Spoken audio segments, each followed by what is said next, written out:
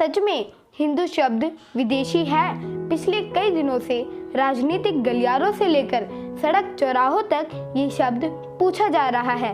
मेरी सबसे बड़ी पीड़ा यह है कि अगर हिंदू शब्द भी हमारा नहीं है तो हमारा है क्या? अगले 1 मिनट मुझे ध्यान से सुनिएगा, आप जान जाएंगे कि हिंदू शब्द हमारा अपना है या हमने उधार लिया है। हिंदू शब्द को विदेशी शब्द साबित करने वाले ये तर्क देते हैं कि ये पारसियों की भाषा फारसी से आया है। पारसी लोग स को हा कहते थे, इसलिए सिंधु नदी के पूर्व में रहने वाले लोगों को वो हिंदू कहने लगे। अब पारसी लोग तो विदेशी हैं, तो हिंदू शब्द भी विदेशी हुआ। लेकिन ये अधूरा सच है। कैसे? आगे बताऊंगा। पहले आप ये जान ले कि पारसी है कौन। इतिहासकार मानते हैं कि पारसी कोई और नहीं, आर्यों की ही एक शाखा है जो प्राचीन काल में सप्त सिंधु के पश्चिम में बस गए। सप्त सिंधु प्रदेश क्या है? वह इलाके जिनमें आर्यवर्त की 7 नदियां शामिल थी। सिंधु, सरस्वती, वितस्ता यानी झेलम, अस्किनी यानी चेनाब, पुरुषानी यानी रावी, शातुद्री यानी सतलज, विपाशा यानी व्यास। जरतुस्त वह व्यक्ति थे जिन्होंने पारसी मत को एक सिस्टम में ढाला, इसलिए पारसियों को ज़ोरास्ट्रियन भी कहा जाता है। पारसियों की पवित्र पुस्तक का नाम है जैन अवेस्ता। ऋग्वेद और जैन अवेस्ता, इन दोनों ग्रंथों में कई सिमिलैरिटीज हैं। ऐसा इसलिए क्योंकि पारस के रहने वाले हमारी तरह ही आर्य थे। लैंग्वेज में थोड़ा डिफरेंस है, लेकिन लिसन्स बहुत हद तक वही है। एशियन टाइम्स में हिंदुस्तान की नॉर्थ ईस्ट बाउंड्रीज तय करने वाली एक पूरी पर्वतमाला को हिंदू कुश या हिंदू केश पर्वतमाला कहा जाता है।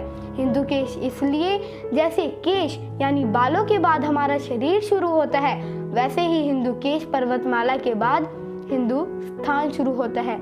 मैंने हिंदुस्तान को हिंदुस्तान कहा, इस पर ध्यान दीजिएगा। यानी हिंदुस्तान शब्द भी विदेशी नहीं है, इसे मुगल या इस्लामिक इन्वेडर्स अपने साथ नहीं लाए थे। हिंदुओं का स्थान ही हिंदुस्तान है। यह वीडियो आखिर तक देखिएगा, ये थ्योरी 100% आपको समझ आ जाएगी। अब अगर हम मान भी लें कि हिंदू शब्द फारसी टेरिटरी से निकला है, तब भी ये पूरी तरह से भारतीय ही रहेगा, विदेशी नहीं होगा, क्योंकि उस समय भारत की बाउंड्री आज के ईरान और उसके आगे तक फैली हुई थी। एविडेंस क्या है?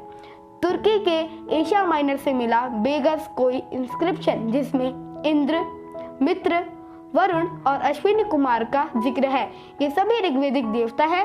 स और ह को एक दूसरे की जगह प्रयोग करने वाली परंपरा का पूरा क्रेडिट जो हम पारसियों को देते हैं, वह दरअसल उन्होंने हमसे यानी हिंदुस्तानियों से ही सीखी थी। ज्ञान के आदि स्तोत्र ऋग्वेद में सरस्वती नदी को हरस्वती कहा गया है। तब मर्तोच्छना हरस्वती। हमारा अथर्ववेद कहता है हरितो न रहिया। वैदिक शब्दकोश निरुक्त कथा में और क्लियर करते हुए लिखा गया है सरितो हरितो भवंती, यानी सरिता ही हरिता हो गई, और हरिता सरिता दोनों एक ही है। इतना ही नहीं, ऋग्वेद में संबोधन के लिए नेता सिंधु नाम का जिक्र मिलता है। इन प्रमाणों से 2 बातें तो शीशे की तरह क्लियर हो जाती हैं। पहली, स और ह का एक जगह प्रयोग होना, ये हमारे यहाँ से ही शुरू हुआ था। और दूसरी बात, सिंधु शब्द को प्राचीन काल में राष्ट्र के रूप में प्रयोग किया जाता था, जो समय के साथ हिंदू या हिंद हो गया। आज भी पश्चिमी भारत में और गुजरात में जो शोरशेनी भाषा बोली जाती है, उसमें स को ह ही कहा जाता है। इससे प्रूव होता है हिंदू शब्द वैदिक काल से ही हमारा है। और बृहस्पति आगम में तो साफ साफ हिंदुस्तान और हिंदुस्तान शब्द का प्रयोग भी किया गया है।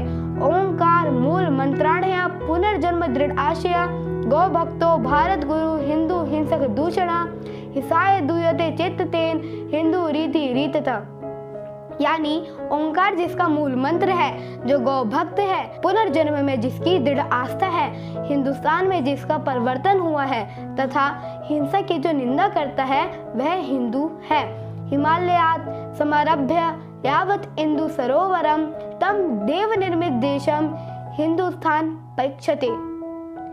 हिमालय से प्रारंभ होकर हिंदू सरोवर यानी हिंद महासागर तक ये देव निर्मित देश हिंदुस्तान है। हिंदू शब्द में ही शब्द उत्तर में हिमालय शब्द का प्रतीक है। नदु यानी दक्षिण में फैला सिंधु समुद्र का मतलब हुआ हिमालय से सिंधु तक का पूरा क्षेत्र हिंदुस्तान है और इसके सभी निवासी हिंदू हैं। हिंदू शब्द विदेशी नहीं है, पूरी तरह से हम भारतीयों का ही है, हमारा अपना है और हम सभी को हिंदू, हिंदी और हिंदुस्तान पर गर्व है। आपने बड़े धैर्य से सुना, बड़े ध्यान से सुना। आपका आभार।